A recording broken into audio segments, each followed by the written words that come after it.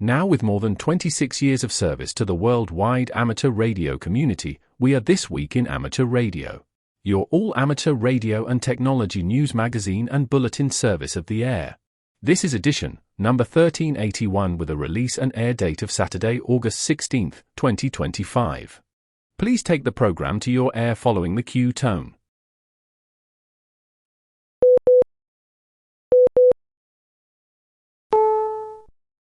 Heard every week on the amateur radio bands all around the world, broadcast on low-power AM and FM stations all across the United States, on streaming platforms around the planet, and podcast on the internet since 1993, we are This Week in Amateur Radio, the worldwide premier amateur radio and technology news magazine and bulletin service of the air.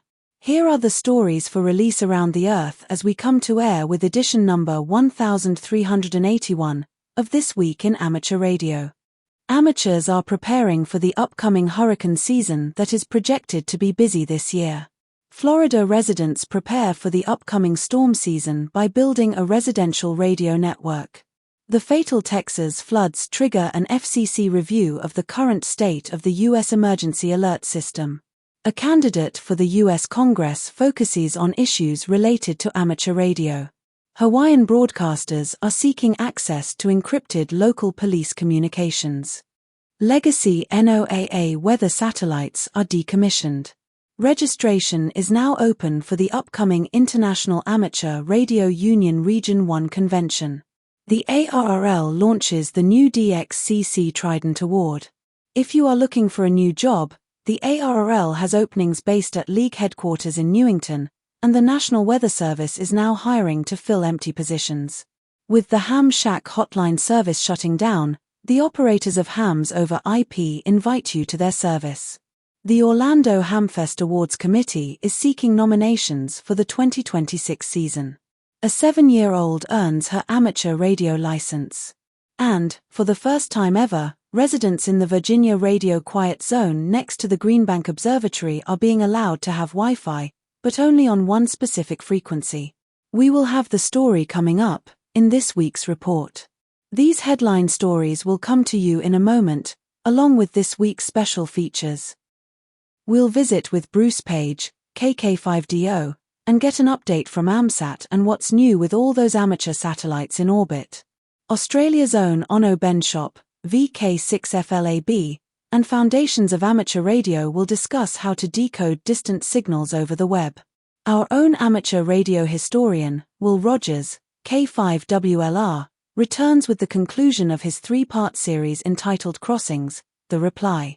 We witness another Atlantic crossing, but this time European amateurs as well as American amateurs are participating. And, we will stop by and visit with Bill Salyers, AJ8B in the DX Corner, with all the latest news on DXpeditions, DX, upcoming radio sport contests, and more. That's all straight ahead as North America's premier amateur radio and technology news magazine and bulletin service, This Week in Amateur Radio, takes to the air right now. Reporting from our headquarters studio just outside Albany, New York, this is W2XBS. And reporting from our news bureau in Sandwich, Illinois, where it appears that Mother Nature has cranked the heat up to max, I'm Jordan Kurtz, Kilo Echo 9, Bravo, Papa Oscar. And reporting from our bureau in Dallas, Texas, where it might still be summer, but school's back in session, I'm Tammy, KI5ODE. And from our studios in Naugatuck, Connecticut, where it's sunny and we've had a really nice stretch of nice low humidity and cool temperatures, but boy, the heat is coming this week. I'm Steve Sawyer, K1FRC. And reporting from our news bureau just outside Albany, New York, in the Geek Cave studios, I'm Rich Lawrence, KB2MOB. Reporting from our news bureau in Salem, Ohio, this is Denny Haight, NZ8D. And reporting live from the warm and humid Space Coast in Florida, I am Ed Johnson, W2PH. And reporting from our Trey New York News Bureau, I'm Eric, Kilo Delta 2, Romeo Juliet X-Ray. And reporting from our amateur radio outpost in the Upper Catskill Mountains of New York State, where we're really happy that Hurricane Aaron looks like it's going to miss us. I'm Don Hulick, K2ATJ. And reporting from our news bureau in Fayetteville, Arkansas, where warm is the word of the day, I'm Will Rogers, K5WLR, basking in the AC. Leading off our news this week, the 2025 hurricane season has been underway for almost 2 months, and there is activity on both the Atlantic and Pacific Oceans. Here with more details on how amateurs are preparing for the upcoming hurricane season, we go to League headquarters where John Ross, KD8IDJ, files this special report. The National Oceanic and Atmospheric Administration, NOAA, predicted in June there would be 13 to 18 named storms, 5 to 9 hurricanes, and 2 to 5 major hurricanes, Category 3 or greater, for the 2025 season. And this aligns with Colorado State University's forecast for 17 named storms, 9 hurricanes, and 4 major hurricanes, supported by warm Atlantic Sea surface temperatures. All indications point to an above-average season. Tropical Storm Chantal made landfall in the Carolinas with high winds and flooding in July, and now Tropical Storm Erin has formed in the central Atlantic and is moving west with 45-mile-per-hour winds. Erin is expected to become the first hurricane of the season over the weekend. Josh Johnston, KE5MHV, ARRL Director of Emergency Management, said that Erin is expected to stay mainly off the coast, but there may be some impact to the Caribbean, including Puerto Rico and the U.S. Virgin Islands. These early storms remind us now is the right time for amateur radio operators to begin thinking about how they can help if and when these storms begin to ramp up and cause damage, said Johnston. We know that conventional communications can fail, and amateur radio will be there to fill the gap. Johnston added that hams should check their equipment, including radios, antennas, and power supplies, and know the emergency frequencies used during activation. The voice-over Internet protocol Hurricane PrepNet now runs weekly on Saturdays at 8 p.m. Eastern Daylight Time, an active forum for situational updates, net control recruitments, and emergency coordination. The Hurricane WatchNet keeps tabs on tropical storms and hurricanes and activates its nets on 14.325 MHz upper sideband by day and 7.268 MHz lower sideband by night. I'm John Ross, KD8IDJ. What amateur radio operators do now to prepare for these dangerous and damaging storms will make a difference, noted Johnston, and help save lives. Information about the ARRL Amateur Radio Emergency Service and how you can be active in your local area can be found at www.arrl.org/ARES. During the Atlantic hurricane season, many residents of Sun City Center, Florida, might feel as if they are living in Storm City Center instead. A disaster radio program, managed by the Kings Point Amateur Radio Club, has been growing strong within this retirement community to address those concerns. Launched 6 years ago, the program has woven an increasingly robust safety net and now provides assurance to as many as 800 residents, most of them between 70 and 80 years of age. It is all overseen by Eileen Bishop, AB9T, the club's emergency communications chair. Low-power family radio service radios are provided to those who pay a $15 program registration fee at the community clubhouse. The little handheld transceivers, which do not require a license, connect them to any of 25 control stations around the community who can monitor and transmit on a common channel using their own licensed GMRS radios. According to Club Vice President Eric Nissenfeld, WA4EMN, most of these operators are also hams. The control center, Radio Alpha, is based at the clubhouse, and hams there monitor the system as well. The control stations and Radio Alpha can both summon the appropriate emergency service when necessary. Eric said associates are asked to check in at weekly nets at least 4 times a year to receive signal reports and ensure all is working properly. Homeowners associations and community managers are also being added to the network. Sun City Center may not be able to stop the hurricanes, but with the power of radio, they can help residents brace for them. You're listening to North America's premier amateur radio and technology news magazine of the air.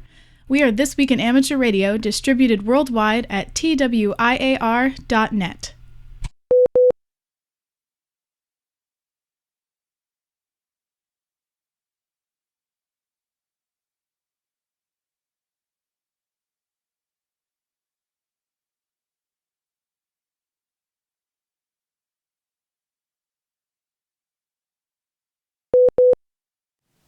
The U.S. Federal Communications Commission voted this week to conduct a full review of the National Emergency Alert System.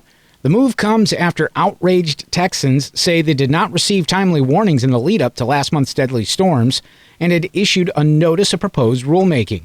U.S. Senator John Cornyn of Texas has been urging the FCC to reevaluate and take on the modernization of the nation's alerting systems, zeroing in on the failure of the EAS systems utilized during the fatal flash flooding. As you are aware, the state of Texas was recently impacted by catastrophic flash flooding that took the lives of more than 130 Texans, including dozens of children, the senator wrote in a letter to the FCC dated July 29th. This disaster shocked the nation and ignited a vigorous discussion on how our emergency alert system and wireless emergency alerts can be improved to mitigate future loss of life during major disasters, Cornyn said. Although the emergency alerts had been transmitted as designed by the system, the Republican senator said in his letter that it is the responsibility of Congress and the FCC to constantly evaluate whether the design can be improved. It appears the FCC agreed. On Thursday, FCC Chairman Brendan Carr announced on X the Commission's plans to launch a top-to-bottom review of both the emergency alert system and the wireless emergency alert program. The FCC said the ground-up review is necessary to determine if fundamentally changing the current system's structural design will make them more effective, efficient, and better able to serve the public's needs. The EAS and WEA systems are designed to allow the U.S. President and government authorities to send national emergency alerts to the public. The EAS communicates public alerts through radio, television, satellite, and cable systems, while the WEA sends its alerts to mobile devices. According to the FCC, the current systems run on underlying frameworks that are between 13 and 31 years old. Part of the review will examine whether the types of information transmitted and their distribution methods are as effective as they can be, considering both the public and emergency officials. The need for resilience, geographic targeting, and security will also be examined. On August 1st, the FCC, along with the Homeland Security Bureau and the Federal Emergency Management Agency, issued its own public EAS security advisory urging authorities responsible for maintaining EAS and WEA equipment to update their software immediately to the most recent versions. Austin Ayers, WX3SVR, is running for U.S. Congress with a campaign focusing on the rights of the amateur radio community. In an email sent to Amateur Radio Daily, WX3SVR described 3 bills he'd plan to introduce if he's elected. The Amateur Radio Accessibility and Antenna Rights Act.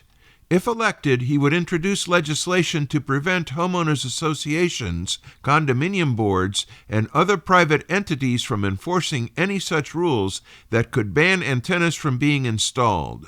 He would also prevent such boards and agencies from throwing requests for antennas into a bottomless pit and guideline the maximum of 30 days to issue approval.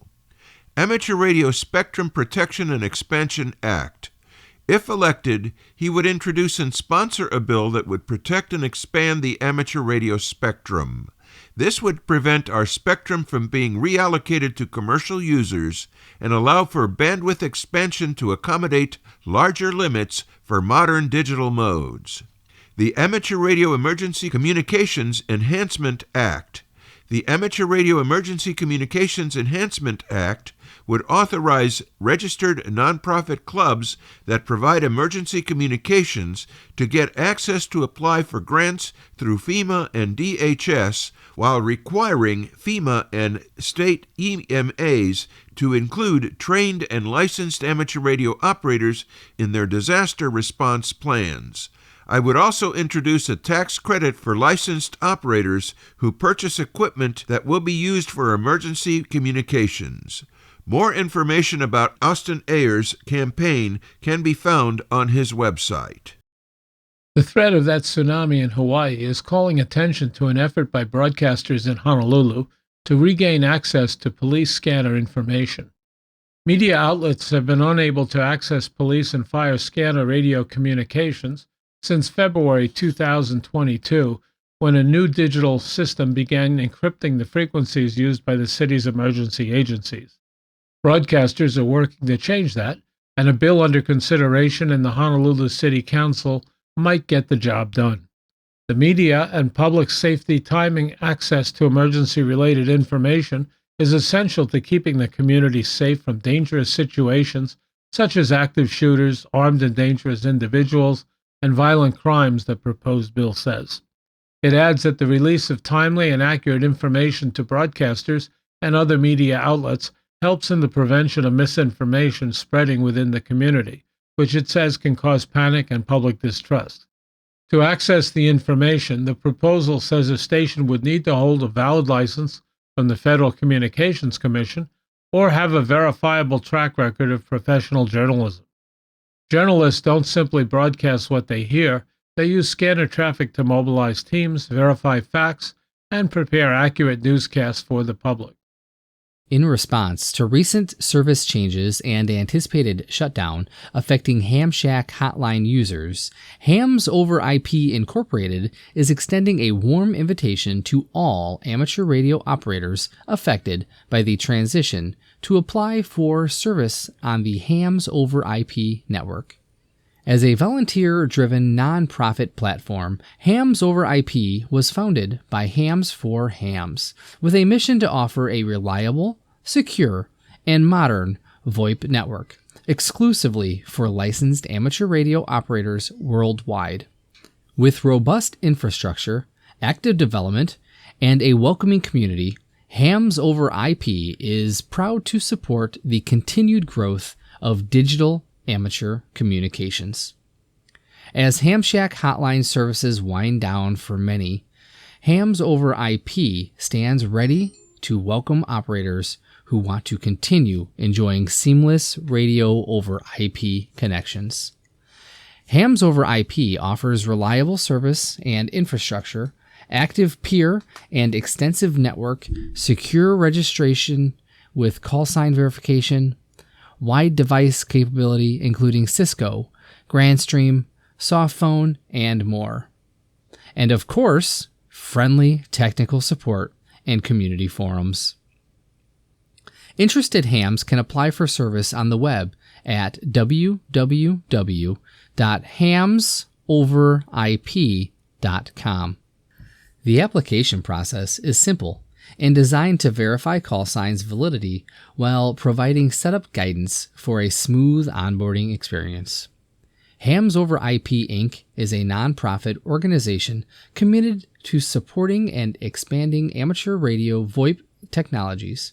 Built by licensed amateur operators, VoIP maintains a secure and dynamic network that connects hams through modern IP-based voice services with servers powered by Vultra, located in multiple countries that are designed to provide low latency and optimized performance for users worldwide.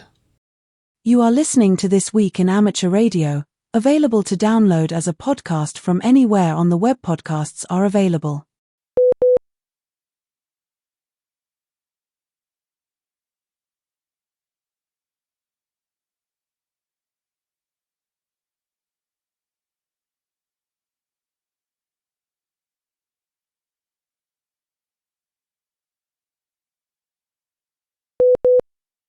Looking for a new job? Well, the ARRL, the National Association for Amateur Radio, is seeking qualified applicants for several positions at their headquarters in Newington, Connecticut. The American Radio Relay League is a great place for a ham to work. First up is a membership manager. The American Radio Relay League is seeking a dynamic and experienced membership manager to lead strategies focused on membership growth, engagement, and retention. The full-time position is based at League headquarters in Newington, Connecticut, and requires a strong background in marketing and management, along with a solid understanding of membership operations and database systems. The ideal candidate will hold a valid amateur radio license and have a proven track record in developing multi-channel campaigns, analyzing member trends, and cultivating stakeholder relationships. Next up is W1AW Operator, an amateur radio on-air opportunity. The League is seeking a licensed amateur radio operator with on-air experience to join their team at W1AW Operator in Newington, Connecticut. This on-site role involves operating the W1AW flagship station in accordance with FCC regulations, preparing bulletins, supporting visiting operations, and conducting public tours.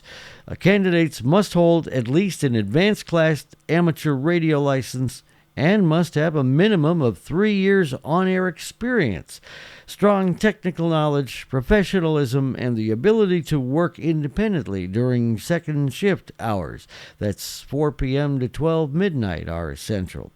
And last but not least, a technical editor. ARRL is also seeking a skilled and detail-oriented technical editor to contribute to the quality and accuracy of technical content across its flagship publication, QST, and other ARRL materials. This full-time position, also based in Newington, Connecticut, requires an amateur radio extra class license. Responsibilities include reviewing and editing articles, writing technical features, managing editorial timelines, and collaborating with contributors within the amateur radio community. A background in technical writing or engineering and strong copy editing skills are essential. All these positions are 100% on-site, and unfortunately there are no remote options. To view the full job descriptions and apply, visit online at League Headquarters website, arrl.org. According to the Associated Press, hundreds of jobs that were eliminated by cuts from the Department of Governmental Efficiency are to be refilled at the National Weather Service, which has been told it can hire as many as 450 radar technicians, meteorologists, and hydrologists. A recent network news report said the rehiring comes as the agency looks back on the deadly floods that ravaged Texas last month, while preparing for the arrival of hurricane season in a few weeks. The news reports noted that the cuts have led to many agency staffers taking on larger workloads and longer hours, and cited the reduction in data available to the Weather Service, the result of fewer launches of weather balloons. Meteorologist Louis Uccinelli, a former director of the National Weather Service, told the syndicated Associated Press that the hirings were great news for the National Weather Service and the American public, adding that he would like to see them get underway. He was the National Weather Service director from 2013 until he stepped down in 2022. As the United States government has announced previously, the remaining satellites in the National Oceanic and Atmospheric Administration's legacy constellation of Polar Operational Environmental Studies are in the process of being decommissioned. The Polar Operational Environmental Studies System satellite, known as NOAA-15, was to be taken out of service on the 12th of August and another, NOAA-19, on the 19th of the month. Earlier this year, both were declared in the end-of-life stage, along with a third constellation satellite, NOAA-18, which was decommissioned in June. For years, these satellites were relied upon by many for vital weather data via their 137 MHz APT transmissions, providing data used in monitoring the environment, forest fires, volcanic eruptions, and global vegetation. Although previous reports said that the satellite's transmissions would continue, an article on the RTL-SDR website said that the transmitters will be turned off. The end-of-life status means they are no longer eligible for repair or recovery efforts, and NOAA advises that they should not be considered reliable sources of information for critical or emergency purposes. None of the satellites are scheduled for deorbiting. NOAA issued an advisory on its website saying direct users should make plans to discontinue use of the Polar Operational Environmental Studies data.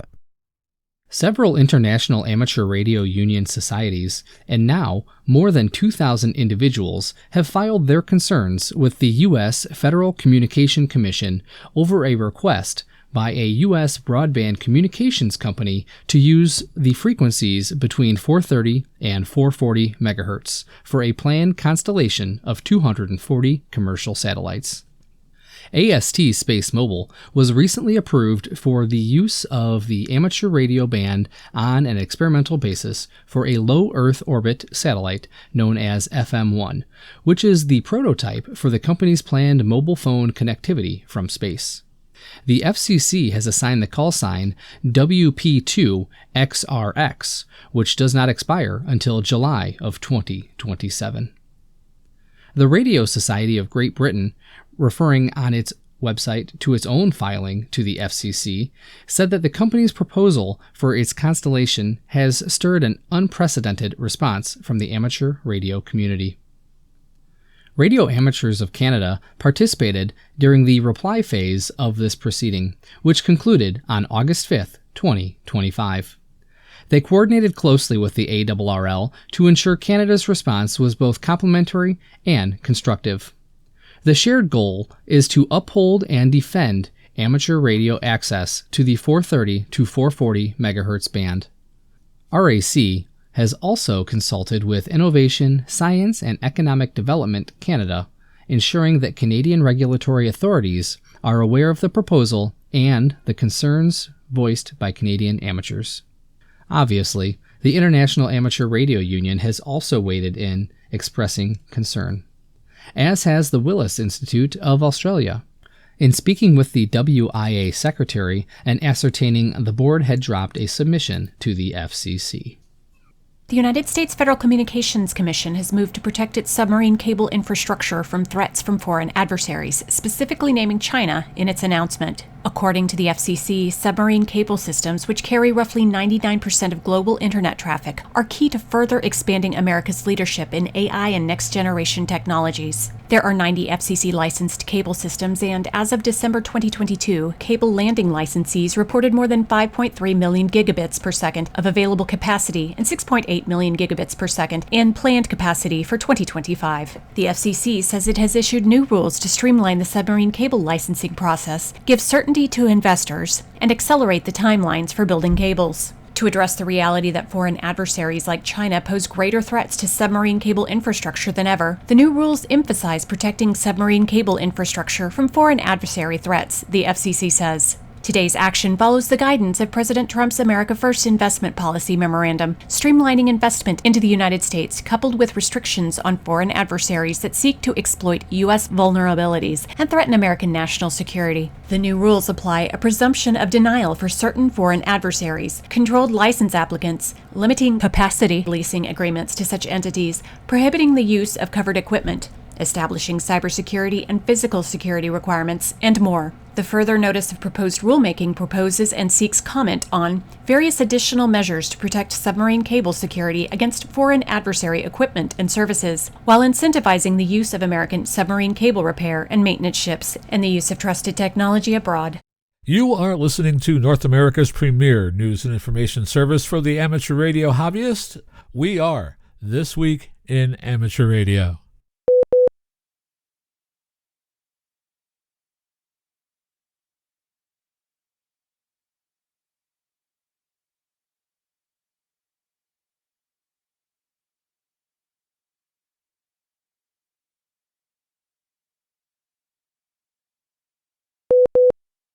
Radio Amateurs of Canada are proud to announce the development of the Auxiliary Communications Service in Ontario, alongside a comprehensive new recruitment and retention plan. This initiative is part of the Ontario government's $10 million investment in emergency preparedness grants, aimed at enhancing the response capability of Ontario Corps partners across the province.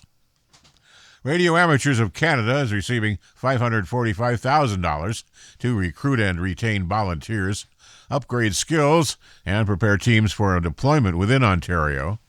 These efforts will ensure a sustainable volunteer workforce equipped with necessary skills for emergency telecommunication. The Auxiliary Communications Service will play a crucial role in providing reliable communications during emergencies, leveraging the expertise of skilled professionals and highly trained volunteers. This service will be instrumental in supporting local emergency responders and ensuring communities are better prepared to respond to local emergencies. Hello and welcome to the DX Corner for your weekly dose of DX as part of Ham Radio's oldest ham radio magazine on the air, This Week in Amateur Radio. I'm Bill, age 8B. As of this Saturday, there will be 130 days until Christmas. Time is flying, so we better get started. The DX word for the week is LOTW, or Logbook of the World. LOTW is a secure and widely used online system developed by the ARRL to facilitate the electronic confirmation of QSOs. It serves as a digital alternative to traditional QSL cards, allowing ham radio operators to upload their contact logs and match them with other users' logs to verify a QSO. This system streamlines the process of confirming contacts and applying for awards, making it a valuable tool for both casual operators and serious DXers. One of LOTW's standout features is its use of digital certificates to ensure the authenticity and integrity of submitted logs. Operators must register and obtain a certificate from the ARRL, which they use to sign their logs before uploading. This security measure helps prevent fraudulent confirmations and maintains the credibility of the system. Once logs are uploaded, LOTW automatically checks for matching entries from other users. If a match is found, the contact is confirmed and then can be used towards various ARRL awards such as the DXCC, the Worked All States, WAZ, and others. LOTW is compatible with many popular logging programs, make it easy to integrate into an operator's existing workflow. It's free to use for submitting logs and confirming contacts, though there may be fees associated with applying for awards. Overall, LOTW has become an essential part of the amateur radio community, offering a fast, reliable, and secure way to manage and verify QSOs worldwide. It's important to remember that you don't need to be a member of the league to upload to LOTW or have an account. You only need to be a member then to apply for awards and stuff. So if you're an active ham but you're not a member of the league, please sign up so you can at least upload your QSOs and let those of us that work you take advantage of it. Each week, I try to focus on those entities that will be available in the next 7 days. There's so much data to sift through that I thought a focus on the next week might be helpful. Here's what you should find QRV when you tune the bands. The following DX information comes from Bernie, W3UR, editor of the Daily DX, the Weekly DX, and the How's DX column in QST. If you would like a free 2-week trial of the Daily DX, your only source of real-time DX information, just drop me a note at thedxmentor@gmail.com and I'll take care of it. Janusz, SP9FIH, is preparing for his DXpedition to Lord Howe Island, operating under the call sign of VK2-SP9FIH. The expedition is scheduled to run from August 27th to September 13th, 2025. So not exactly in the next 7 days, but definitely something to keep an eye on. PY1SAD Aldir is headed back to Guyana, which the prefix is 8R, where he plans to be QRV in his spare time as 8 Romeo 1 Tango Mike from August 14th to September 23rd. He'll be on CW sideband and the digital modes on all bands. He will start off at Joe Vieira Park between August 15th and the 22nd. Daya, a Yankee India 1 Delta Zulu, is back in Juba, South Sudan now, operating as Zulu 81 Delta for a month and on the air mostly weekends and sideband and FT8. He is improving his antennas and then will be QRV on 80 through 10 meters. QSL via OM3JW. Ops in OM and OK, he says wait and you will get QSL automatically through the bureau system there. So if you work them, just stand by. SQ9UM Alex will be QRV from Tanzania as 5 Hotel 1 UM on 80 through 10 meters, including 30, 17, and 12, mainly FT8 and FT4, and CW. He will possibly try single sideband, but while on holiday with the family, speaking out loud on sideband could be limited. He is on Zanzibar Island, which is IOTA AF-032, scheduled for August 12th to the 24th, so he's QRV right now. He says only QSL direct to SQ9UM or use OQRS. Ken, K4ZW, and Aaron had some good runs last night from Ethiopia once they resolved an antenna problem. 17 meters was open to the west coast of the U.S. well past 1 a.m. local time, which was 2200 Zulu here. However, the guys had an issue with the guards last night. Aaron applied for permission for them to operate the entire week after hours. The approval got lost or didn't make it to the guards. The guys were able to stay last night, but that's it for the week. Ken leaves Friday. Aaron is on semester break until mid-September, so hopefully he can spend an additional time handing out Ethiopia before his classes start up again. And you know, that's another one of those things that when you're just home in your shack, you're trying to work these guys, you don't think about, but they're dealing with heat and mosquitoes and food and electricity and guards. So when you work them, feel appreciative. Malaysia's Independence Day is August 31st. This year marks the 68th anniversary and a special event station, 9 Mike, 1957 Mike, will begin operations on August 1st and last until September 30th, with a special emphasis on August 30 and 31. The station will be located in West Malaysia, which is 9 Mike 2. Activity will be on sideband, CW, FT8, and other digital modes on 80 through 10 meters. And if you work them, and I hope you do, you can QSL that to 9 Mike 2 Radio Delta X-Ray.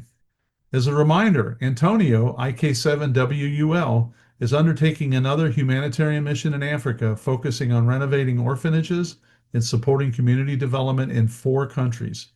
His travel schedule has him currently in Rwanda as 9 X-Ray 0DX until August 18th, and then on to Benin for TY2AA and Togo, 5 Victor 0 Delta X-Ray, and possibly Nigeria, 5 November 4 Alpha Tango Mike, between August 18th and September 7th. He plans to be active on 10-meter sideband during his free time, and you can QSL this via IK7WUL, and keep an eye on his QRZ.com page regularly as he will post updates. E51KEE will be Steve, ZL2KE, from Rarotonga, South Cook Islands, August 3rd to the 18th, so he's almost done. CW and some sideband on 40 through 10 meters, and you can QSL direct to IK2DUW, and he will also be uploading Club Log and Logbook of the World. Michael, Delta Mite 6 Michael Alpha, will be operating holiday style from various locations in the Faroe Islands, which is Oscar Yankee, from August 12th to the 20th under the call sign OY/DM6MA. He will operate sideband and FT8. QSL via direct, the Bureau, LOTW, or QRZ.com. There is no dedicated website, but information can be found on his QRZ.com biography page. A radio team from Finland will be headed to the Åland Islands 080 from August 17th to the 24th for a week-long de-expedition to Oscar Golf Zero Charlie. Their goal is to make between 30,000 and 50,000 QSOs. Operations will cover 160 meters up to 70 centimeters using CW, sideband, FT8, FT4, RIDI, MSK 144, and JT 65. The team also plans to attempt 50 megahertz EME contacts for the first time. If you're interested in DX podcasts and YouTube channels, you should check out the DX Mentor Facebook page and subscribe to be kept up to date on all of the DX activities we have, as well as upcoming podcasts and YouTube sessions. And again, that's the DX Mentor. Please send me an email if you need any details on this topic or anything else that I mentioned. Until next week, this is Bill, AJB, saying 7-3, and thanks to my XYL Karen for her love and support. I hope to hear you in the pileups. Have a great DX week. You are listening to This Week in Amateur Radio, available as an on-demand stream from Spotify, Deezer, and wherever podcasts are available.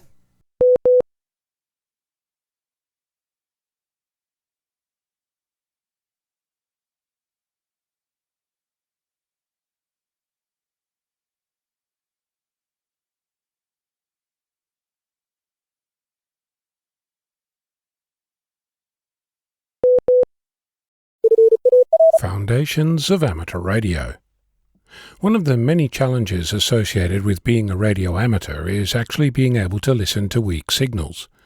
If you're like me and more than half the planet, you live in an urban area, which comes with the benefits and pitfalls of having neighbours. From a radio perspective, there's plenty of noise that drowns out weak signals, so more and more amateurs are finding new and interesting ways to deal with this. Over the years, I've talked plenty about so-called WebSDR, or Internet Accessible Software-Defined Radios. Essentially, a radio receiver, preferably in a radio quiet area, hooked up to some software that allows you to listen in using a web browser. There's thousands of Internet-based services across the globe. The most popular of those are websdr.org and kiwisdr.com. As a new amateur, you might have visited one or more of these and tuned around to listen to various radio stations and QSOs, or contacts between amateurs, on bands that you can't access because you don't have the gear or frequencies that are drowned out locally by your neighbour's pool pump, air conditioner, LED lighting, solar power inverter, television, motorhome, cycle, or whatever else they seem to have an endless supply of behind closed doors. As a crusty amateur, and after about 15 years I'm probably one of those, you might have started experimenting with building your own, or you might be blissfully unaware of these internet marvels. Either way, one restriction you run into is the ability to do anything other than listen. You might get the option to pick between upper and lower sideband or AM, sometimes even FM, but generally that's your lot. This means that trying to use such a tool to decode Whisper or FT8 or RTTY, CW, PSK31 or whatever else takes your fancy becomes a challenge. It occurred to me that if you're able to capture the raw signal from a web browser, you could feed that into your decoder of choice. It would also mean that you wouldn't need any local hardware to start playing. Before you get all hot and bothered like I did, this is a non-trivial process that several others have attempted to wade through with varying levels of success. Much of the documentation I've discovered revolves around virtual audio cables and loopback software, and even the idea that you physically plug your computer's speaker output into your line input, or even hold a microphone up to your speakers. Aside from the lack of elegance associated with such contraptions, they require that you install all manner of weird software and in many cases deal with permissions, since microphones are generally locked for good privacy reasons. Prompted by the web serial tool by Phil Victor Kilo 7 Juliet Juliet, it occurred to me that if we can talk to actual physical hardware within a web browser, then we can probably use a web browser as an audio source for local decoding software. Before you start hunting for the source code, there is none. I've spent the past few days playing around, and although I made a waterfall display inside GNU Radio that used the audio from websdr.org, the results were not amazing, and I created a proof of concept by using a tool called Black Hole on the Macintosh I was using at the time. It's essentially doing shenanigans with audio mapping, not something which I really want to do, but it gives a pretty picture. Or not, as the case may be. More interesting is the progress being made over in the QESDR community, where there is already an IQ button. In other words, the raw data needed for processing further down the line.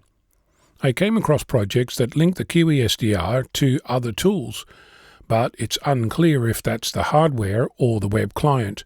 I suspect it's the hardware, but I might be mistaken. If you're not sure what this might mean, think about listening to the same frequency at the same time across the globe using multiple web browser tabs, and comparing the signals in real time, or decoding them, or using them for comparing signal strengths or propagation, or any number of things that are currently only possible with a vast network of radios under your own control. If you need to nerd out on the technicalities, the idea is that if you can access an SDR via a web browser, it will be cool if we could decode the stream coming back without needing to install software on the computer. There appear to be tools that do this kind of thing to get the audio into FFmpeg. If that's gobbledygook to you, FFmpeg is a tool that allows you to do all kinds of cool stuff with audio and video. Using something called WASM or WebAssembly, it's possible to link web browser audio to FFmpeg.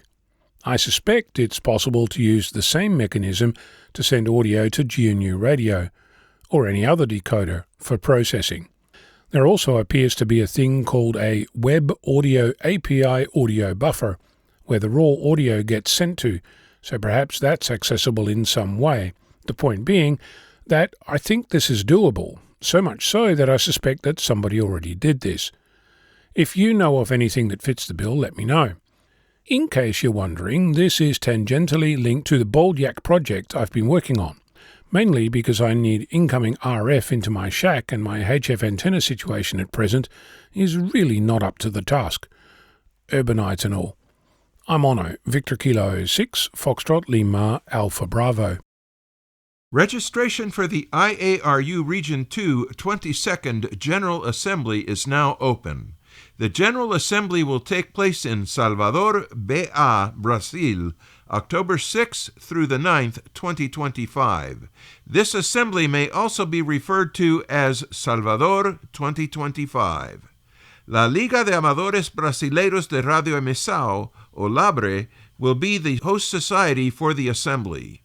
The assembly will be held at Hotel Vila Galé, Mares, Guarajuba, located on Rua da Alegria, Guarajuba, Camaçari, BA, Brazil. The General Assembly opening plenary session will begin at 0900 on Monday, October 6, 2025, and the General Assembly will conclude on Thursday, October 9, 2025, at 1300 hours. Upon registration for the General Assembly, all those registering will receive an email with instructions detailing the hotel registration process. After registering for the General Assembly, attendees should then make hotel reservations at the Villa Galé Guarajuba Hotel using the special discount code that will be provided in the email. International travelers from certain countries will need a visa to enter Brazil. For example, as of the date of this notice, travelers from the United States, Canada, and Australia will have to obtain a visa to enter Brazil. Citizens from most of the other South and Central American countries will not need a visa to enter Brazil. All international travelers should verify any visa requirement needed to enter Brazil. The Region 2 Secretary will evaluate any written contributions submitted to the General Assembly and will allocate to an appropriate committee the documents corresponding to each one. The President and Secretary of any committee that is constituted during the Assembly will have the responsibility to issue its final committee report by 0900 on Wednesday, October 8, 2025, to be presented for discussion and approval during the third and final plenary session on Thursday, October 9, 2025. Proposals approved by the Third Plenary Assembly will become the conference decisions and recommendations. Decisions are taken by absolute majority of the member societies present, including proxies. However, Region 2 bylaw changes require 2/3 majority, and changes to the Constitution requires a 3/4 majority. Each principal delegate will carry the vote of his or her society and may hold the representation by proxy of one absent society, subject to prior approval by the Credentials Committee of the corresponding authorization letter. A proxy form is available from the Region 2 Secretary at secretary@iaru-r2.org. The General Assembly will also elect the officers and directors to serve on the Region 2 Executive Committee for the period after the Assembly and until the next General Assembly in 2028. The host society for the 2028 Region 2 General Assembly will also be selected during Salvador 2025. The Region 2 Executive Committee and LABRE, as the host society, invites all Region 2 member societies to constitute a delegation to attend the General Assembly. The Region 2 Executive Committee and the host society anticipate a successful and enjoyable General Assembly. We pause for stations along the network to identify. We are This Week in Amateur Radio, available as a direct download on our website at www.twiar.net.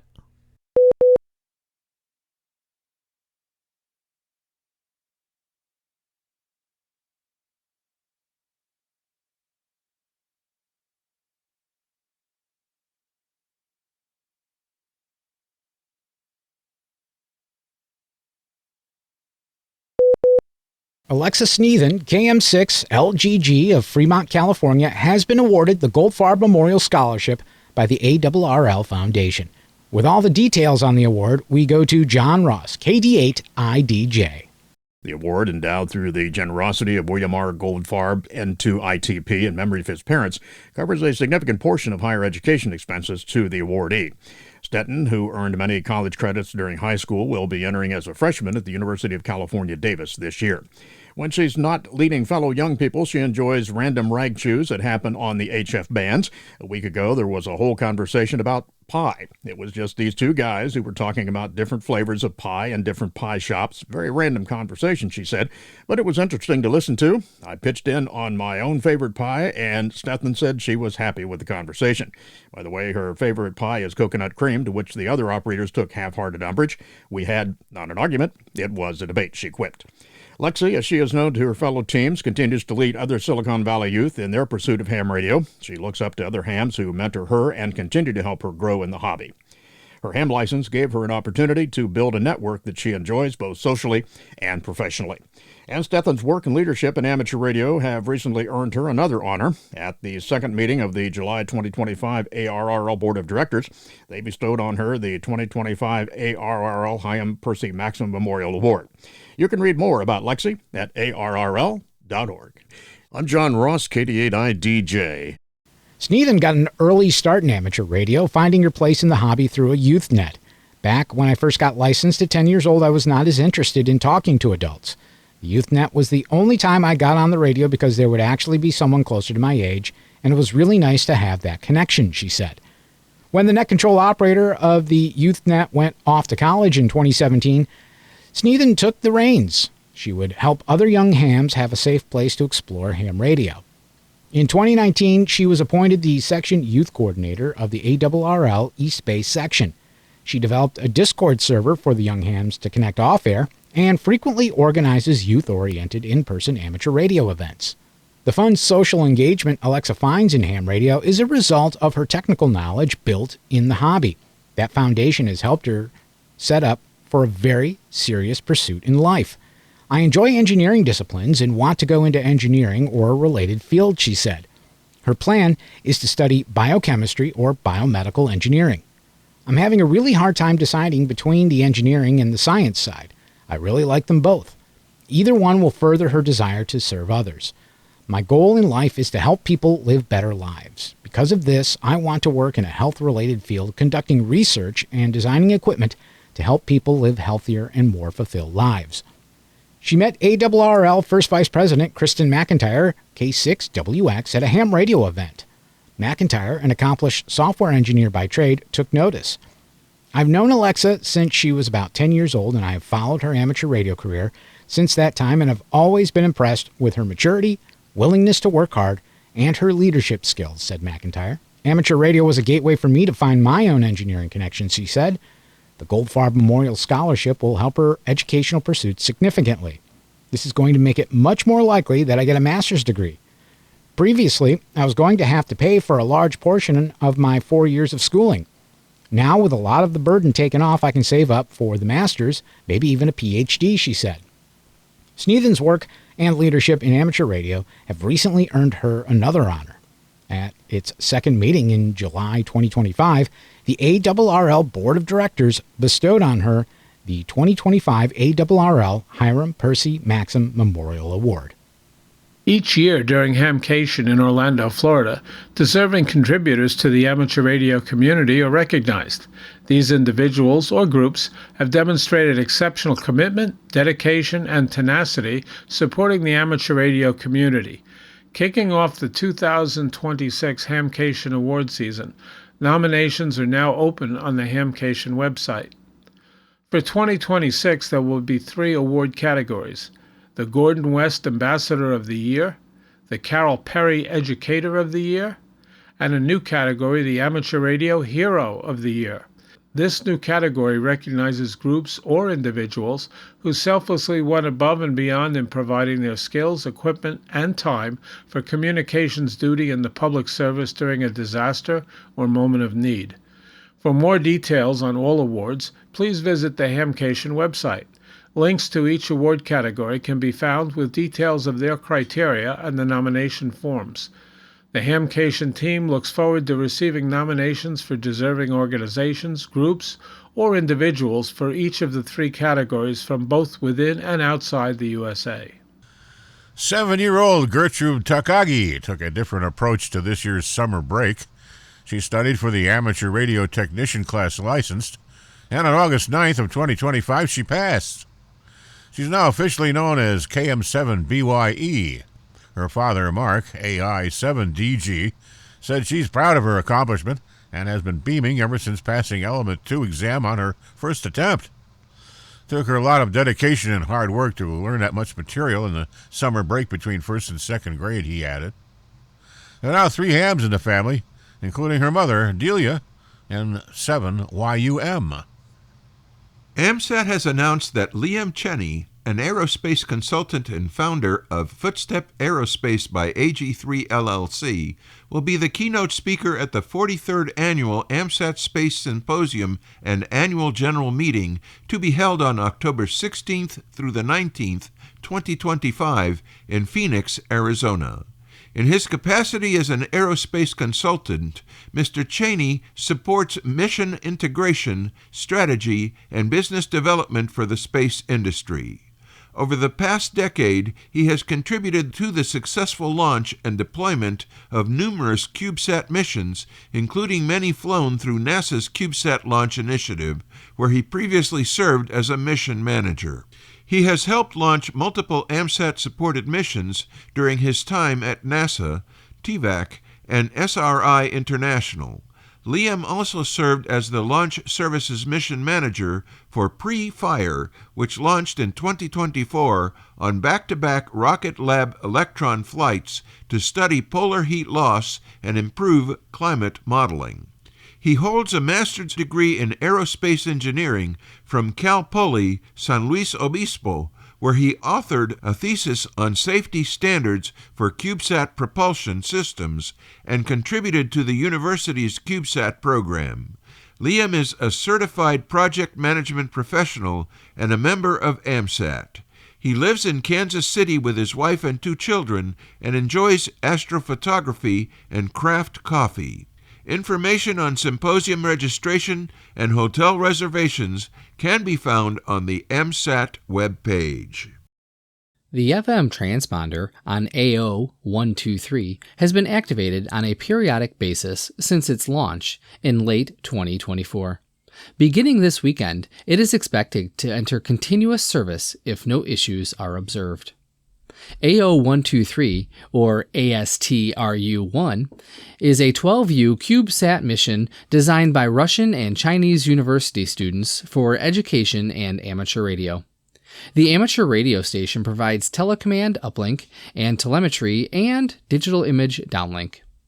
A new SDR-based transceiver was developed for ASRTU-1 to provide communication and experiment resources to radio amateurs, including a VU-FM transponder, a UHF telemetry downlink, and a 10.5G image downlink. The uplink is 145.850 MHz with a 67 Hz CTC SS tone, and the downlink is 435.400 MHz. Meanwhile, on July 29th, Johnny Kim installed the repaired ham TV module in the ISS's Columbus module, originally operational from mid-2015 until its failure in 2018. The repaired module was returned to the ISS earlier this year.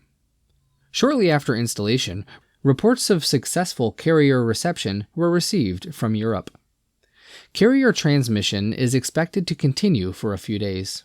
Ham TV transmits live MPEG-2 video using a DVB-S signal on 2395 MHz, primarily for educational contacts.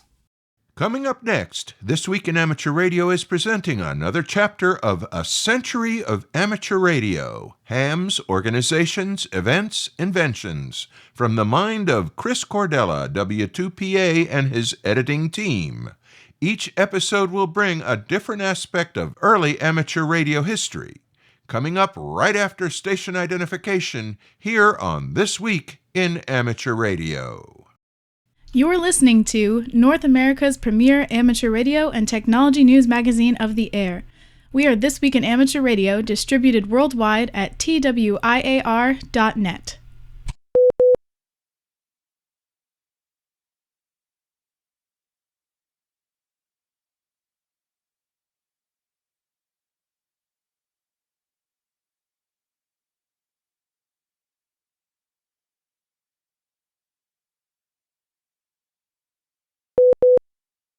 Welcome to the 40th segment of Ham Radio History, A Century of Amateur Radio, Hams, Organizations, Events, Inventions. This is part 3 of this segment. I'm Will Rogers, K5WLR. Our gratitude goes out to Chris Cordella for giving us permission to use his website in the production of these segments. Now put up your feet very gently on that hassock. We've been working it hard. Sit back and relax as we play the third and final part of this chapter of ham radio history. Nevertheless, the poor showing here could not be blamed on the QRM alone. Warner pointed out that American amateur radio art had developed in an environment very different from that of our European counterparts, one of which the air was constantly filled with signals. Amateurs on this side had not devoted the same concentration into developing ever more sensitive receivers. In fact, so-called super-sensitive receivers were easily overloaded by the normal on-air conditions and were therefore purposely avoided on this side of the ocean. The most often heard European stations were Deloy's 8AB in France, a 1 kW transmitter and antenna he built especially for the tests, and 5WS, which outperformed all others and was a station set up by the Radio Society of Great Britain, especially for the test. British 2FZ, the dark horse not being one of the code word stations, was also seemingly prominent in received lists. However, in a later reported Corsi corrected that 2FZ was not on the air for the tests, so whoever was heard was not him. 8AQO was the most often copied station from North America, although Vermilia at 1ZE was easily copied in both Britain and France, but chose to stop after the first report showed he had made it. Clive B. Meredith of Cazenovia, New York, built 8AQO in collaboration with second operator Edward Page.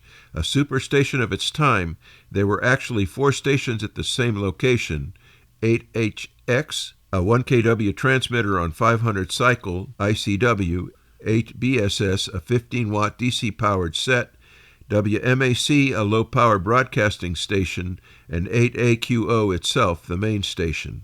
Its antenna was very similar to the one at 1BCG, star of the previous year's test. A T antenna suspended between 2 100-foot masts, farther apart than necessary in order to keep the guy wires as far away from the radiating antenna as possible. Like 1BCG, it had a radio counterpoise system converging on the feed point at the roof of the specially built operating building. Impressed, Warner wrote, "The station building itself is a peach. Glass cabinets house the best laboratory apparatus obtainable, and no amateur could wish for better fortune than to be lucked into the station and left for a week. He'd forget about eating. Long-wave receivers, short-wave regenerators, a super heterodyne, 2 beverage wires, juice on the power board in all varieties of frequencies and voltages, wave meters and standards, 6 transmitters, some station." The installation was powered by its own kerosene fuel generator. Messages were also passed during the tests. 2ZK sent greetings from New Rochelle, New York to Rochelle in France. 8AQO sent Christmas and New Year's greetings, but Vermilia topped everyone by passing 14 messages to Manchester in one night without pre-planning. His feat began after he had recently given a talk about radio to a group of businessmen in New Bedford. When faced with their skepticism about the accomplishments of amateurs, he offered to take messages bound for England. This was the source of his 14 messages, collected from the 150 or so attendees that night. During the tests, he sent them blind, calling English 2KW and signing Yankee 1ZE, reporting "Here 14 messages." After calling like this for 4 minutes, he sent the 14 messages. It took 37 minutes for a single run through all of them. He asked for QSL acknowledgement via cable. The next day it arrived. Manchester, England, Vermilia, Marion, Massachusetts, USA. All your messages received. A great stunt. Sign, Byrne. Vermilia Station ran a 750-watt transmitter made up of 3 250-watt Radiotron tubes supplied with 2,000 volts from a 1,500-watt DC generator. The high-voltage line ran directly through his key, a big clap Eastman key with 10 microfarads of condenser across it to prevent arcing, he wrote. QST also noted Vermilia is one of those who were bothered by miserable QRM and CQing during the listening period. He says he wishes he had 1,272 freight cars full of wolf hongs, ready snitches, ohm saws, and dynamite, and could get a chance to get these QRM birds out in the Sahara Desert, where there would be lots of room to chase them around and throw things at them. HI. After spanning the Atlantic in both directions, hams were ready and eager for transoceanic QSOs. It would take almost a year. Included in this material are quotes from the following: Official European Report on the Transatlantics, QST, June 1923, page 15. With a tip of the TWIAR cap to Chris Cadella, W2PA, for letting us use his website's materials. Ham Radio History, A Century of Amateur Radio, Ham's Organizations, Events, Inventions. To get this chapter ready for your listening pleasure, I'm Will Rogers, K5WLR, reporting for This Week in Amateur Radio. The ARRL announces the DXCC Trident Plaque, a new program to honor the accomplishments of radio amateurs who have confirmed QSOs with at least 100 ARRL DXCC award entities on each of 3 modes: phone, CW, and digital. With more details on the new award, we go to John Ross, KD8IDJ, who files this report. The basic award is issued upon application and confirmation by the ARRL Awards Department, and it is endorsable at levels of 200, 300, and Honor Roll, based on achieving that level on all 3 modes at the time of application. The earliest QSO date and starting date for the DXCC Trident Award is November 1st, 1976, when RTTY, now named Digital, joining all digital QSOs, DXCC was introduced. ARRL Radio Sport and Regulatory Affairs Manager Bart Janke, W9JJ, says the new award should be exciting to hams. It gives all participants of the DXCC, especially those who are new to DXCC, something fresh to work towards, he said. ARRL has long had the Worked All States Triple Play Award, but this introduces the multi-mode achievement to the DXCC program. Confirmation of QSOs towards the Trident plaque is done only through the standard process by credits within the ARRL DXCC program via Logbook of the World. No QSO cards will be accepted with a plaque application. If your DXCC credits are not already visible in the Logbook of the World, you must first link your DXCC and Logbook of the World profiles by requesting a credit merge from the ARRL Awards desk. I'm John Ross, KD8IDJ. Celebrate your achievement and dedication to the DXCC program across all modes with the ARRL DXCC Trident Award, a symbol of excellence in amateur radio operating and DXing. The Swedish Amateur Radio Society, SSA, will celebrate its 100-year anniversary on September 10th, 2025, with a special award activity. Beginning September 10th through October 12th, SSA will feature a diploma activity that involves contacting SSA's anniversary stations on as many of the 160 to 6-meter bands that are available and modes that are possible. There will be 10 special call signs on the air. SSA will use the Ham Award online logging system, allowing hunters to track their progress in real time and download their diplomas and EQSL cards instantly. Those same 10 stations, by the way, will participate in the Scandinavian Activity Contest this coming fall. You're listening to America's premier amateur radio news magazine of the air, This Week in Amateur Radio.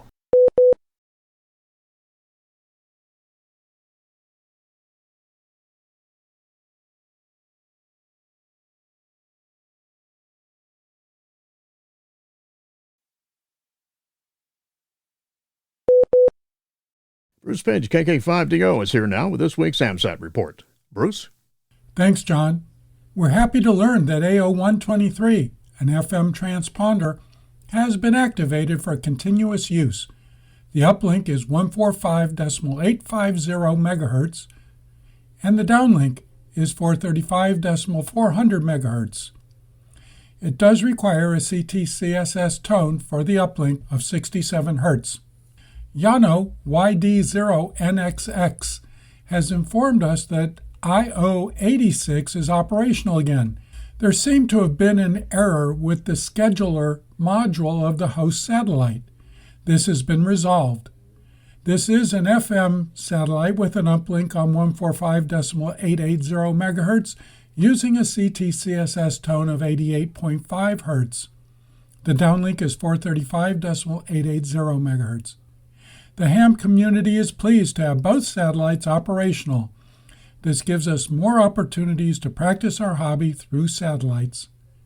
There's a total of 7 FM satellites operational, including the ISS. We expect more SSTV from the ISS in the future as the ham TV module that failed in 2018 has been repaired and sent back to the ISS. It was installed last month and is working. For those interested, it will be in MPEG-2 format using DVB-S signal on 2395 MHz. This is Bruce Page, KK5DO. Back to you, John. And thanks, Bruce, for that report. It is time for the weekly solar weather and propagation forecast report. Solar activity has been at low levels with mostly weak C-class flares observed from regions 4172 and 4180. The largest flare of the period was a C6.8 at 1037 UTC from region 4172. There are 12 regions on the disk, with most being simple in magnetic complexity. Region 4172 remained the largest region on the disk and continued to decay with its magnetic field decreasing in complexity. All remaining regions were quiet and stable. No Earth-directed coronal mass ejections were observed in available coronagraph imagery. Solar activity is likely to continue at low levels through August 17. Despite their decreasing activity, region 4172 will help maintain a slight chance, around 35%, for isolated M-class flares which will be minor to moderate radio blackouts in the forecast through August. Chances decreased to 30% as the region moves beyond the western limb. Waning influences from the coronal hole high-speed streams will steadily decrease the flux, but concentrations at geostationary orbit will remain high, most likely through August 17. Last rotation, electrons remain significantly above the 1000 PFU threshold for 7 days, with diurnal maximas above threshold for 11 days. Solar activity is expected to be at predominantly low levels with M-class flares, which are minor to moderate activity likely over August 11 through September 6. No proton events are expected at geosynchronous orbit, barring significant flare activity. Geomagnetic field activity is expected to reach active levels on August 11 due to waning positive polarity coronal hole high-speed stream influence. Periods of minor storming are likely on August 18 through the 20th, with periods of active conditions likely on August 22 due to negative polarity coronal hole high-speed stream influence. Active conditions are likely again on August 28 in response to anticipated negative polarity coronal hole high-speed stream influence.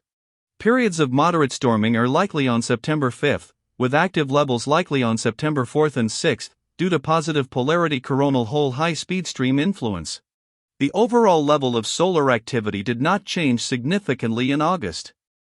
Medium-sized flares were observed almost daily in one or two sunspot groups, while the parameters of the solar wind were most influenced by a coronal hole in the southwestern part of the solar disk.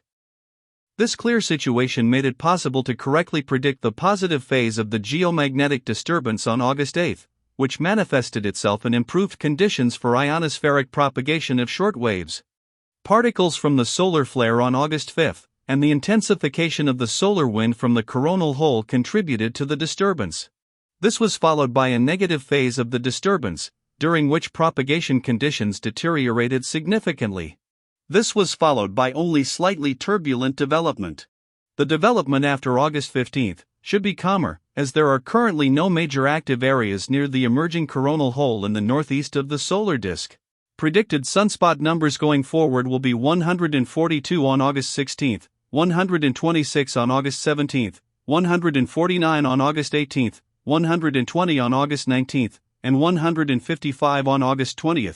For more information concerning radio propagation, visit the ARRL Technical Information Service, read a quick guide to HF propagation using solar indices, and check out the propagation page of Karl Lewetzelschwab, K9LA. For customizable propagation charts, visit the VOCAP Online for Ham Radio website. Just ahead in radio sport this week, August 16th and 17th, it's the SARTG WW RIDI contest. That's digital. Also the 16th and 17th of August, the ARRL EME contest, 2.3 gigahertz and up, CW phone and digital. August 16th through 17th as well, the ARRL 10 gigahertz and up contest, CW phone and digital. And on the 16th and 17th, the North American QSO party, single sideband and phone. August 17th, the ARRL Rookie Roundup, RTTY, digital there. August 19th, the SL Sprint, CW Phone and Digital. August 21st, the NTC QSO Party, that's CW. August 22nd, the NCCC Sprint Ladder, that is CW. And on August 23rd, it's the Turkey HF Single Sideband Contest, that is Phone. Remember to visit the ARRL contest calendar for more events and information. Upcoming Section State and Division Conventions, August 16th and 17th, the Huntsville Hamfest hosting the ARRL Alabama State Convention. That's in Huntsville, Alabama. August 21st to the 24th, the Northeast Ham Exposition hosting the ARRL New England Division Convention, Marlborough, Massachusetts there. August 30th, September 1st, the Shelby Hamfest hosting the ARRL North Carolina Section Convention. That's in Shelby, North Carolina. September 7th, the Southern New Jersey Conference and Hamfest hosting the ARRL Southern New Jersey Section Convention. That's in Mullica Hill, New Jersey. And September 12th and 13th, it's the Slidell EOC Hamfest hosting the ARRL Louisiana State Convention in Slidell, Louisiana. And remember to search the ARRL Hamfest and Convention database to find events in your area. The Swedish Amateur Radio Society, SSA, will celebrate its 100-year anniversary on September 10th, 2025, with a special award activity. Beginning September 10th through October 12th, SSA will feature a diploma activity that involves contacting SSA's anniversary stations on as many of the 160 to 6-meter bands that are available and modes that are possible. There will be 10 special call signs on the air. SSA will use the Ham Award online logging system, allowing hunters to track their progress in real time and download their diplomas and EQSL cards instantly. Those same 10 stations, by the way, will participate in the Scandinavian Activity Contest this coming fall. Leave it to ham radio operators to know how destructive and even fatal a lightning strike can be. That's why a number of years ago, educators at a school in rural West Bengal, India, sought input from local hams for a project by physics students to help protect farmers when they are caught in the fields during storms and lightning strikes. According to reports in the Times of India, the homebrew, affordably built device, which resembles a bicycle wheel, has been evaluated by the Central Power Research Institute. It also received recognition in 2020 at the National Children's Science Congress, a national showcase for innovative technology devised by youngsters between the ages of 10 and 17.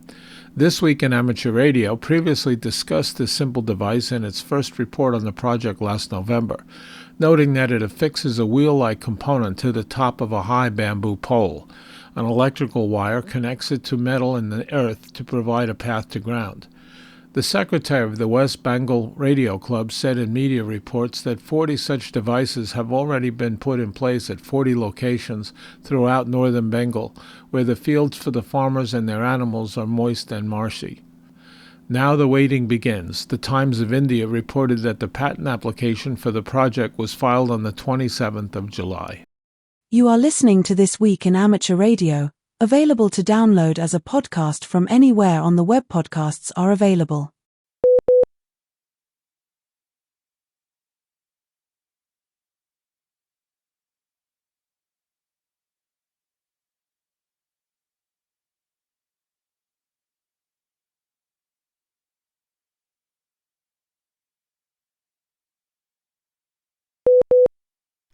Four new crew members are adjusting to life on the International Space Station and gearing up for several months of microgravity research to benefit humans living on and off the Earth.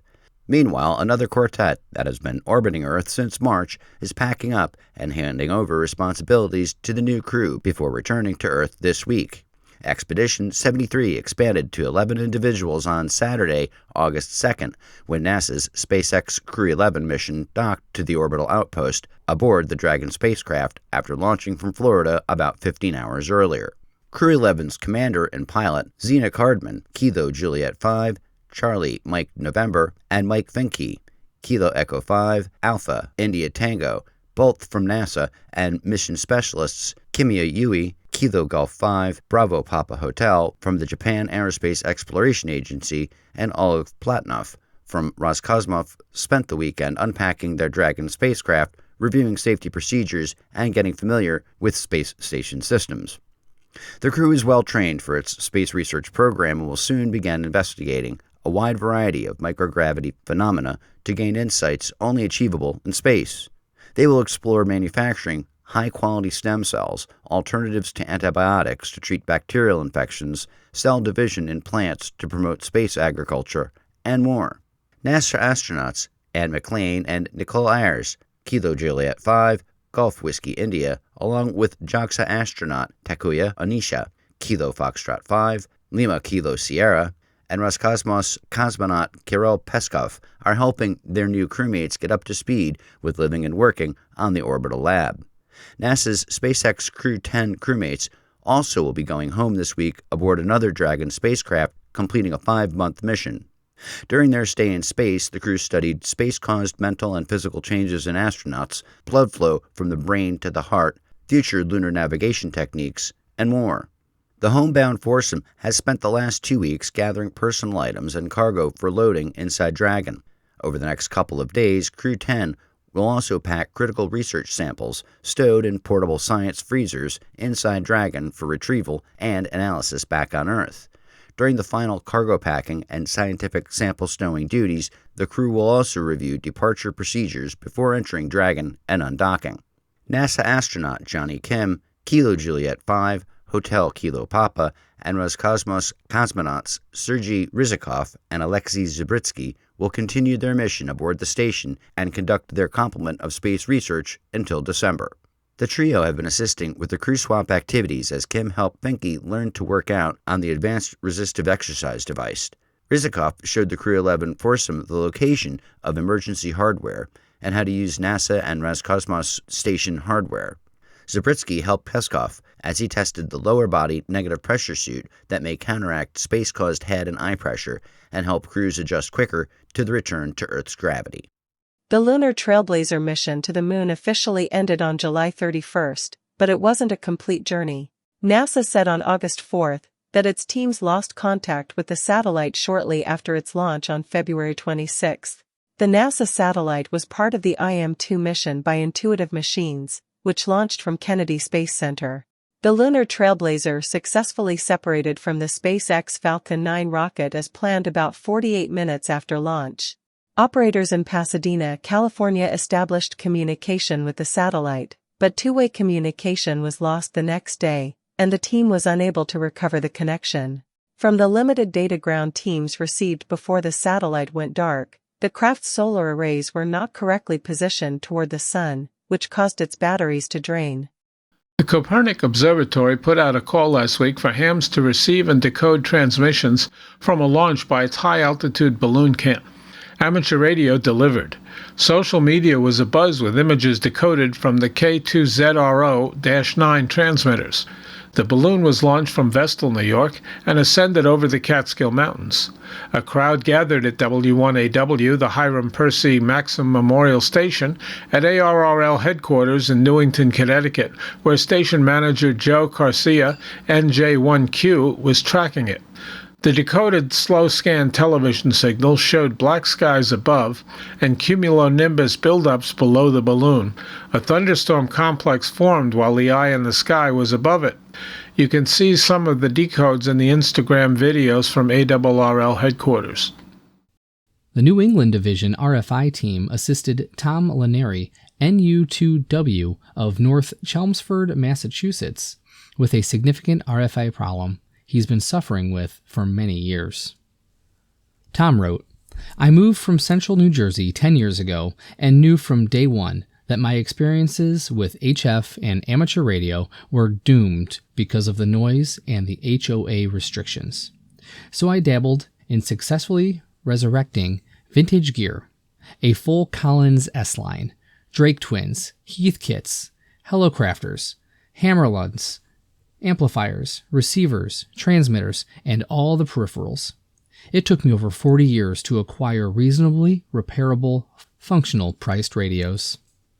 Then Tom was introduced to one of the New England Division RFI teams consisting of W1DAN, W1EMI, and N2YCH.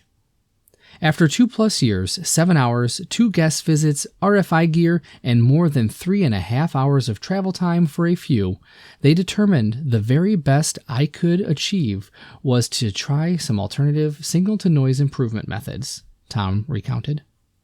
We tried everything. Something is out there. An electrically driven noise generator that disappears only with a local power outage. It's 24/7, in good weather or bad, regardless of season, and directionally, it has no origination point. I guess it'll remain a mystery. However, I must state, for the record, that these 3 technicians who have personal employment obligations found the means to visit me. They were patient, tenacious, and friendly, and I deeply appreciate it at incredible levels. Tom notes that it was a true learning experience. He and the team enjoyed sniffing out noise with different antenna arrays, scopes, and analyzers, and SDR devices. They left me with a new ARRL publication, Ham Radio for Indoors. I will read that thoroughly. Coupled with other ARRL books and their suggestions, I will try to adapt a new way of hamming. I am looking forward to their report, and I will consider all the options they present, from a very stealthy thin wire dipole to a new whiz-bang feature-rich RFI eliminating rig. Tom concludes, I am proud to be an ARRL member and to have met this entirely professional team of RFI techs. Please recognize them in some way. We thank Phil Temples, K9HI, ARRL New England Division Vice Director, who composed this story for its use. Even as the Bouvet Island 3Y0K team begins packing and shipping their equipment and other supplies for next year's DXpedition, the team has called off its plans for a lottery to help raise funds. Organizers announced on the team website that the cancellation is the result of legal issues brought to the team's attention. The announcement did not offer any specifics. Preparedness workshops and other activities still lay ahead for the operators well in advance of their scheduled departure date from Cape Town, South Africa on the 1st of next February. The 21-day DXpedition has a budget in excess of $1.6 million in U.S. currency and had hoped the lottery would help cover expenses. The announcement of its cancellation included assurances that all tickets already purchased will be fully refunded through PayPal. You are listening to This Week in Amateur Radio, available to download as a podcast from anywhere on the web podcasts are available.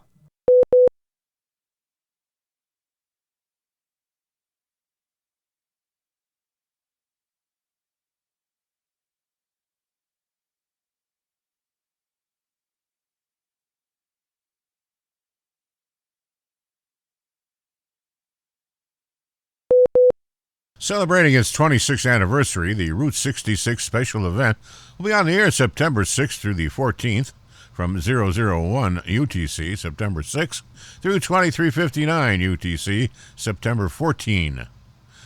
The event commemorates the history of the Mother Road, connecting the east and west areas of the United States from Illinois to California. This year there will be 22 stations participating with their 1x1 call sign, W6A alphabetically through W6V. Each station has its own schedule and is on the air as operations are available and bands allow. Not all stations will be on the air 24/7. A certificate and decal are available, but operators must work at least one station before either item can be requested, and it may take up to 10 weeks to process. The Route 66 special event is hosted by the Citrus Belt Amateur Radio Club. On Saturday, September 20th, a high-altitude balloon will be launched with a cross-frequency LoRa APRS digipeater as its payload. Ben Lloyd, Gulf Whiskey 4, Bravo Mike Lima, a director of the Radio Society of Great Britain, will send the balloon on its way at 11 a.m. local time from Welshpool and Poyas. The balloon is expected to be in the air for about 2 hours, reaching an altitude of 90,000 feet. The challenge for amateur radio operators is to build or recode a LoRa tracker using instructions provided on the RSGB website, then try to get the farthest signal from the launch site. Successful transmissions will reach the airborne relay and be retransmitted to one of the internet gateways local to the launch site. Individual hams and some ham clubs may boost their chances through the use of a high-gain antenna or by operating from a summit or other high ground at the same time to get a line of sight advantage. If your tracker build is successful, it will beam up packets to the airborne relay to be retransmitted. The event is part of National Coding Week, in which RSGB is participating in during the third week of September. There is a rich history in Pokagon State Park, one that dates back to its designation as the 5th state park in Indiana in 1925. What was originally known as Lake James State Park was renamed to honor Leopold and Simon Pokagon, the father and son leaders of the Potawatomi Native American tribe who made their home in the region in the 19th century. The Land of Lakes Amateur Radio Club is joining with the Friends of Pokagon on August 23rd to mark the park's centennial. Special event station K9P will be on the air from the park from 9 a.m. until local dusk. The celebration acknowledges the importance of the park, where the government Civilian Conservation Corps lived and worked from 1934 to 1942, helping shape the park's wooded hills, wetlands, and open meadows through the addition of landscaping elements built from natural stone and logs. The park is on the shores of Lake James and comprises 1,260 acres. It carries the Parks on the Air designation of US-4182. And for our wrap-up story this week, we take you to the Virginia Radio Quiet Zone.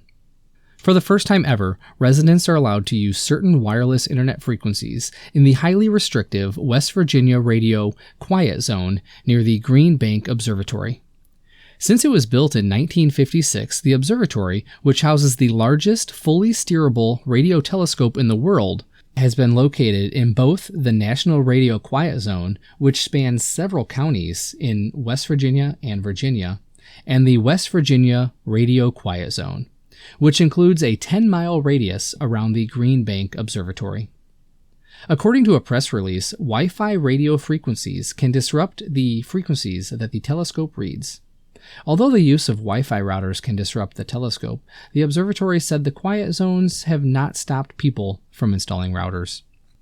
Many people, who were doing the right thing by not using Wi-Fi, were left without access, while others who were illegally using routers did whatever they wanted, Anthony Ramajan, director, explained in the release. Now, instead of limiting the use of all Wi-Fi routers, the Green Bank Observatory is encouraging everyone in the West Virginia Radio Quiet Zone to operate at the same frequency, 2.4 gigahertz. This will allow residents, businesses, and schools in the Quiet Zone to have Wi-Fi while also preventing multiple radio frequencies from being interfered with.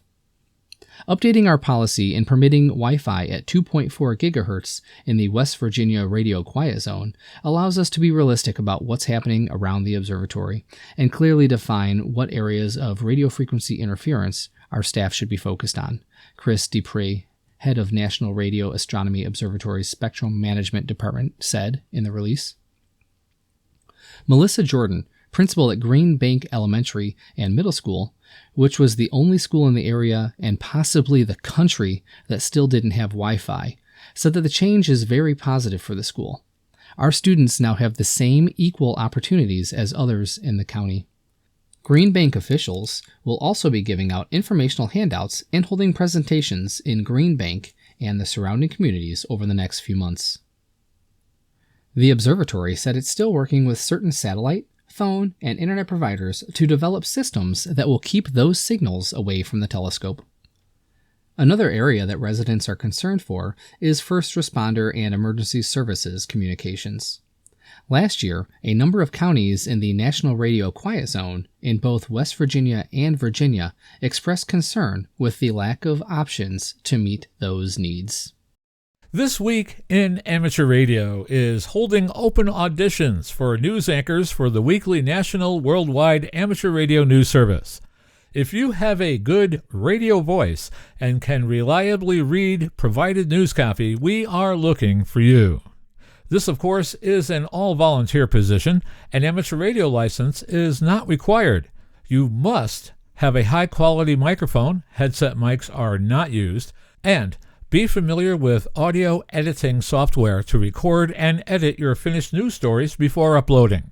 If you would like to try out for a weekly or bi-weekly anchor position with North America's premier amateur radio news on air and podcast, please send an email to our producer, George, W2XBS. You can include a sample MP3 of yourself reading news copy sent as an attachment to w2xbs77@gmail.com. That's whiskey, the number 2, X-ray Bravo Sierra 77@gmail.com. Be sure and use Anchor Audition in the subject line. Please include your phone number and a good window of time for a callback to discuss your submission and our operating logistics to see if This Week in Amateur Radio is a good fit for you. We hope to hear from you soon. This Week in Amateur Radio is heard around the world on amateur radio repeater systems, streaming on the internet, or on great low-power FM broadcast stations like WGXC-FM, part of the Wavefarm, on 90.7 MHz in Akron, New York, serving Greene County and the southern regions of New York's Capital District. Many of the news and information items heard in this edition of This Week in Amateur Radio have been provided by the American Radio Relay League, the ARRL Audio News Service, and the ARRL Letter, AMSAT, the Radio Amateurs of Canada, the Shortwave Listening Post, the Federal Communications Commission, the Radio Society of Great Britain, and Ofcom, the South African Radio League, the International Amateur Radio Union, the Wireless Institute of Australia and the Australian Communications and Media Authority, the New Zealand Association of Radio Transmitters, the Amateur Radio Newsline, the Rain Hamcast, Eric Guth, 4Z1UG and QSO Today, QRZ.com, the International Telecommunications Union, the 425DX News, Parks on the Air, and the Soda Reflector, and various news sources on the Internet. With special thanks to all our weekly news sources and to you, our listeners, that wraps up this edition of This Week in Amateur Radio. If you'd like to write to us, you can find everything you need, including archive editions of the news service, at our website at twiar.net. And now, for all of us at This Week in Amateur Radio headquarters and our news team around the world, this is Chris Perrine, KB2FAF, wishing you a 73.